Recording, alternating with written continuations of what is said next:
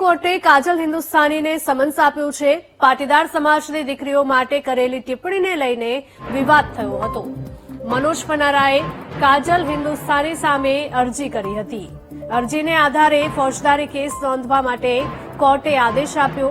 કાજલ હિન્દુસ્તાનીને આગામી 7 સપ્ટેમ્બરે કોર્ટમાં હાજર રહેવા માટે આદેશ। સંવાદદાતા હર્નિશ જોડાયા છે ફોન લાઈન પર। હર્નિશ, જણાવશો કે મોરબી કોર્ટે કાજલ હિન્દુસ્તાનીને સમન્સ આપ્યું છે।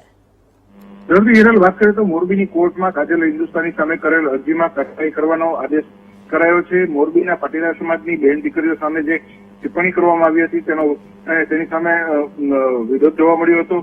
ત્યારે મનોજ પનારા દ્વારા જે અરજી કરવામાં આવી હતી તેના આધારે કાજલ હિન્દુસ્તાની સામે ફોજદારી કેસ દેવા માટે હુકમ કરવામાં આવ્યો છે। આગામી 17/9 રોજ કોર્ટમાં હાજર રહેવા માટે કાજલ હિન્દુસ્તાનીને સમન્સ આપવામાં આવ્યું છે। જી બિલકુલ હર્નિશ, આભાર।